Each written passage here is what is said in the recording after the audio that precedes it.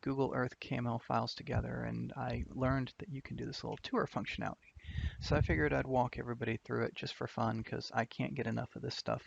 I did ask James Earl Jones to narrate this, and he agreed. And then I found out that it was the wrong James Earl Jones. I found some 7-year-old kid who lives in, Saratoga or something. So I'm just going to do it myself. I'll do my best. Basically, we check into base camp. Day 1, day 2, we are dropped off at Lover's Leap Turnaround. In '87, I had this drop-off point, and our ranger didn't like the bus schedule, so we decided to hike all the way in. You don't want to hike on roads. This little demo shows trails. Roads are dirty, dusty, buses drive by you, they're hazardous, and it's hot. There's no shade, so we will definitely be taking the trail. This is a short day, just a couple miles. That right there is Lover's Leap. It does not do a good job in Google Earth showing 3D. It's about a 200-foot decline and then a 250-foot cliff. It's really awesome.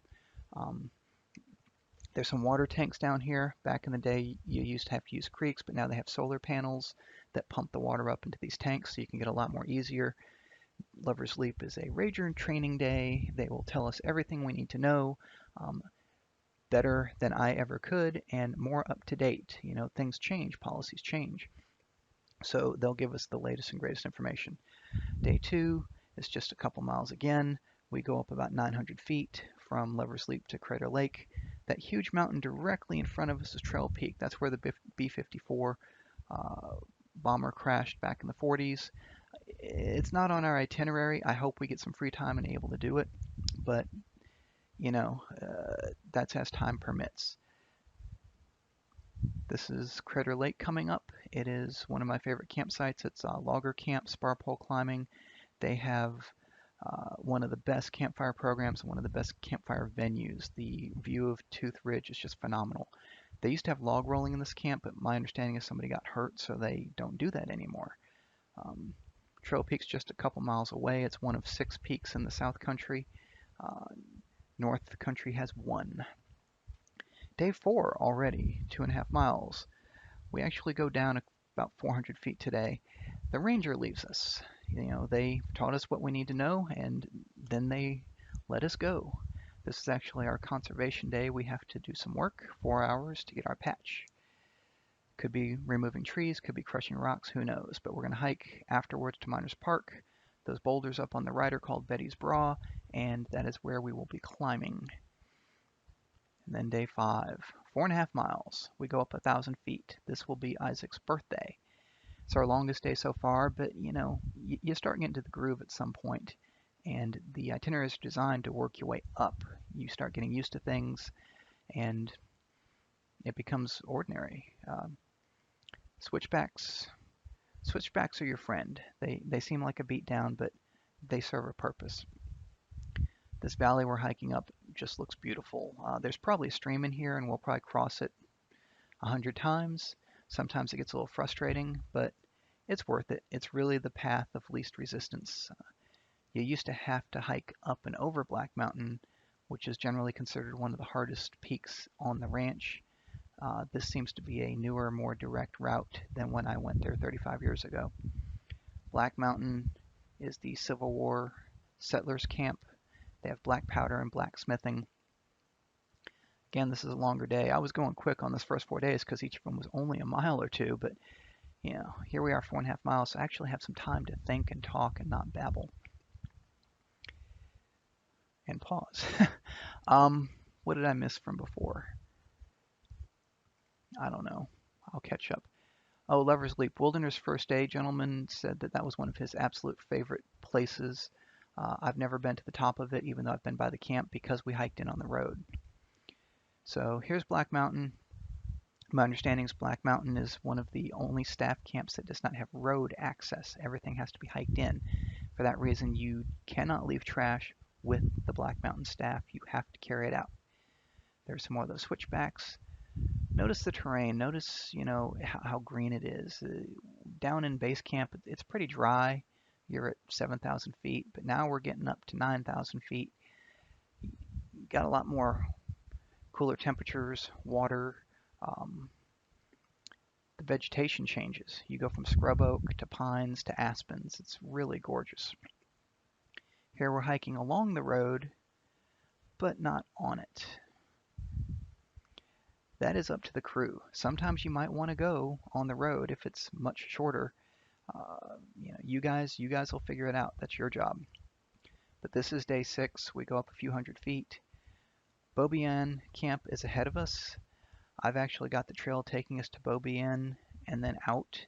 This is not on our itinerary, but it is a very beautiful campsite. The reason we are not doing program here is because we are doing the exact same thing at Clark's Fork in about 6 more days. So if we go through Beaubien, this is the route. If not, we just cut that corner. It's a good place to stop. Nothing wrong with going in and saying hi and taking inventory and checking the swap box for anything good. So you can see the little graphic of Phillips Junction coming up. This is our first food resupply. Our packs are pretty much empty. We only have our gear and crew gear. All the food's gone. And then lo and behold, boom, 10, 15 pounds more because we've got 3 more days of food. Phillips Junction has a little gift shop. There's chocolate bars, batteries, postcards, water bottles, duct tape, stuff like that. But the main purpose is food resupply. They'll usually give you fresh fruit, apples, pears, oranges, milk, strawberry, chocolate, or regular. I usually trade my milk for fruit, and there's no shortage of food. This day is 6.5 miles. We left Black Mountain, probably went through Beaubien, got our food, and then we go into Crooked Creek.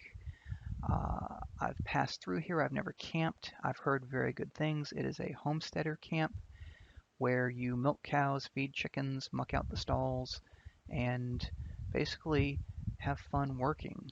For some reason, it's a blast. Day 7. This is our hardest day. 7 miles, longest. It's also a 2,000 foot elevation gain. When we get through this, it's all downhill. So it being a long day, I have lots of time to talk. We're going to pass through Wild Horse Campsite. The red line over there is the edge of Philmont's property. So we are right on the border here. I've camped in Wild Horse. I don't remember it because it was a long time ago. But this route in 87, I do remember getting lost. And we had to triangulate our position and then bushwhack down a mountain to get back onto the trail. It happens. Hopefully it doesn't happen to us. But if it does, it's a learning opportunity. So we passed through Wild Horse. We're on our way to Clear Creek. This is the westernmost and most remote campsite on the ranch. Wilderness First Aid instructor again said this was his favorite camp. Their theme is fur trapping. They're actually the ones who started the themed camps at Philmont. My understanding is that they started doing it. The camp director came out and said, "This is great, guys. We're going to do theme camps everywhere. We're going to do loggers. We're going to do climbing. But you are too authentic for fur trappers. You must bathe." So other than that, everything's pretty much as it was. Clear Creek is a stopping point. We do not camp there. We continue up and up and up and up. So we're at 10,000 feet, 10,4, 10,5, 10,6. Again, notice the terrain, colors, and trees and vegetations change here. 10,7, 10,8, 10,9. I remember this hike because you get here and you're like, woohoo, we're at the top. And then you go along, you're like, oh, criminy. 11, 11.1, 11.2. Woohoo, we're at the top. Oh, no, we're not. There's more. 11.2, 11.3, 11.4. Look at this view, though. Oh, my God. 11.5, 11.6, and 11.7. And you're finally at the top. And you can see everywhere, all around you, every direction. Mount Phillips Camp, that's where we stay for the night, is the highest campsite on the ranch. It is 11,650. The next highest is 11.1, and the next highest is 10.48, so it's over 1,000 feet higher than most of the other campsites. It's a dry camp. We got to carry water up. It is up to the crew. We will probably eat our dinner for lunch in Clear Creek because that requires cooking and cleaning, and have our lunch for dinner at the dry campsite. It's a strategy. We'll do whatever you guys want. Day 8, 5.5 miles, a little shorter. We go down 2,000 feet. Um, Comanche Peak, it's the third highest peak on the ranch. We get it from the easy side. It's a wonderful view of the valley we were walking through a few days before, including Tooth Ridge. You can see the trail on the right of where we were. These switchbacks, they're a mixed blessing. It does add mileage, but it makes it a lot easier to transverse up and down. So you got to take the good with the bad. There's Thunder Ridge. We're coming up on Cypher's Mine. Cypher's Mine is another one of my favorite campsites. The theme is mining and gold panning. They have the Contention Mine. They also have the Stomp, which is an indoor campfire show that I've never seen. I've heard great things about. When you get to the campsite, if you look really quick, you'll see these Adirondacks.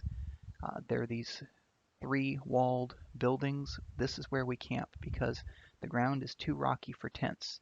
So every crew is given a shelter, basically, that you sleep in. There's a few of them that go right over the creek. If you're really lucky, you get one of those because then it's just, you've got that peaceful water flowing underneath you all night long. Love it. There's Cypher's Mine. And we move along. So day 9. Day 9 is 5 miles. We drop about 1,400 feet. It's even shorter. It's all downhill. Again, this valley just looks phenomenal. I can't wait to get through this. Not too steep. Rocks on the left, trees on the right. Probably a creek through here. Surely a creek because we're coming from Cypher's Mine. Should be no shortage of water. We're on our way to the hunting lodge, which is on our itinerary. This is where Wade Phillips, who donated the land, would bring guests out to hunt, visit, spend time. It's pretty cool. They have reenactors there who act out the roles of the people who were there when it was a working hunting lodge. Once we get to the hunting lodge, I will continue on with the rest. Okay, you should be able to see the graphic coming up. Opens up in this little valley, hunting lodge. After the hunting lodge, we make a left. You can see the trail for tomorrow on the right there, but we're going to make a left for now. We're going to go through Cimarroncito. Cimarroncito used to be my favorite campsite, but they built a lot of structures up there, and it kind of destroyed the natural beauty of the valley, but it's still very nice. It's, I believe, the busiest camp. Cimarroncito and Poniel are definitely the two busiest. Their theme is rock climbing. And this is not on our itinerary because we already did rock climbing at Miners Park. But you can ask, since we're passing through here, at the very least we can stop and have a meal and look around. Maybe if we're lucky, there's an opening on one of the climbing schedules and we can get in there. Or we can ask to do it the next day. Aspen Springs is where we're camping for the night. We have to make a little side hike to Ute Gulch for our last food resupply. This one is not en route, so we have to empty a few packs and go, minimum of 4 people. And usually everybody goes because it's a pretty short hike. We're now on day 10. We've gone through Hidden Valley. It's 4.2 miles. We dropped 500 feet. This right here is Window Rock. It is beautiful. Beautiful view of base camp, actually. You can see all the way in. It's called Window Rock because you can see it from the window in the mansion on base camp. This is the recommended route that we're doing. If Cimarroncito again says we can rock climb, we might double back and go that way. This whole area has huge boulders. They're just awesome to climb. Over on the left, you can see the Cimarroncito Reservoir and Cathedral Rock is over there. This is one of the most popular picture places. We just passed the demonstration forest. It's a classroom. Sounds kind of like school, but it's actually pretty cool. The beauty of it is you can spend as much time there as you want. If you want to spend 10 minutes or 4 hours, they will accommodate you. We almost made a loop there. The hunting lodge was just over to the right, but we hung the left. It's a relatively easy hike into Clark's Fork. Clark's Fork has western lore, horse riding, branding, roping, chuck wagon dinner, and cowboy campfire. And then we're on to day 11. 6.2 miles. This is a longer day, and we go up about 800 feet. It's the last full day. We'll probably do the horseback rides in the morning. Our other crew should be coming in from Aspen Springs sometime around lunch if we want to wait around and say hi to them, but that is something you guys can figure out. They were a day behind us at Aspen Springs. There's really no hurry to leave this day. We can wait because Tooth Ridge is awesome, but there's no program and it's a dry camp. Again, we'll probably eat the dinner for lunch at Clark's Fork and then have lunch for dinner since it requires less water. This route is the most used way to end a Philmont trek. We pass through Upper Clark's Fork and Ponderosa. That's your last chance for bathrooms. Schaefer's Pass is beautiful. This is where we are in the video. We can side hike the peak if we want. I've never actually done that because you're usually pretty tired after climbing up the pass. This is just a weird place. I've found sea fossils up here, even though you're at 8,000 feet. Seashells and all this stuff. There's just so much geology. And this is a tough hike, though. You're looking at basically a boulder field. There's no real trail. It's just an erosion path from all the hikers. This is why I said the last chance for bathrooms. There's no place to go to the bathroom up here. It's just rocks and exposed terrain on the left and the right, but it is gorgeous. You can see everywhere. The views here are awesome. You can see the steep cliffs on either side, especially to the south. The Tooth itself comes into view several times on this hike. Eventually you come down the left side of the ridge, and that is the Tooth of Time on the back side. It doesn't look nearly as sheer. It's about a 25 to 40-minute climb depending on your pace. We are not doing that until, well, we'll do it when you want to do it. But we're camping at Tooth Ridge Campsite. It's an awesome site. My hope is that we'll wake up early and go see sunrise on day 12. It's a new moon that day, so there should be virtually no light pollution. Best stars you've ever seen in your life. This is a short day. It's all downhill, but it's also challenging. It's called the Trail of Tears because you can see base camp frequently, but it's still so far away. If you're watching the video, it's like, okay, there's base camp. I can see it. It's right there. And then you walk a little bit more, and it's gone. And then you loop around, and it's right there. I can see it. And then you hike a little bit more, a couple switchbacks, and it'll be gone. Some crews have been known to bushwhack down the side of the mountain, taking the direct route, and the problem is you can't do that quickly. It takes a long time, and somebody is going to see you, and when they do, they're going to withhold your patches until you do more conservation to make up for the leave no trace violations you just made by not following the trail. They are serious about it. They don't want you to do that. Once again, there's base camp, and it's gone. But eventually, you're getting down into low terrain. You can see the trees are gone. The green grass is gone. You are back into southwestern plains. And then lo and behold, you're at the bottom. Loop around.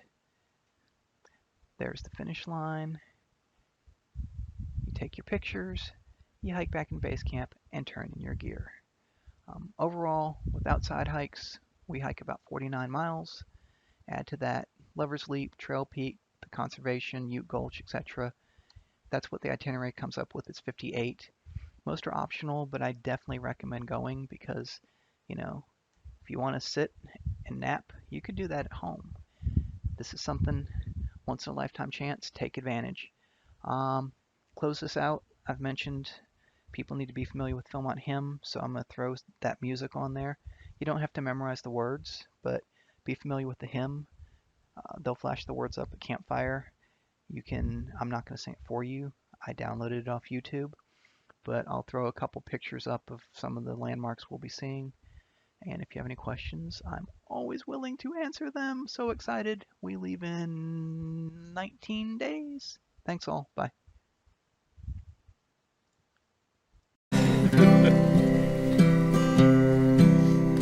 Silver on the sage, starlit skies above, aspen covered hills.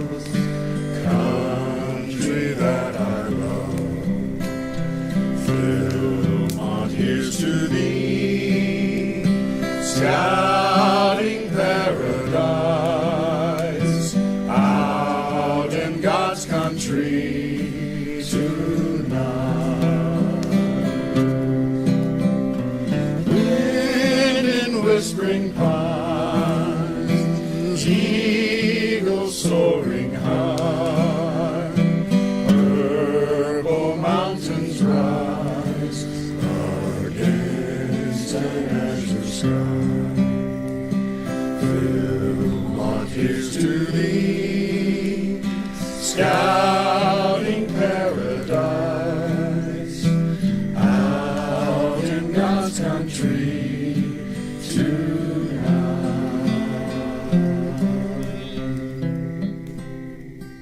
Good night, good lives, good luck, good.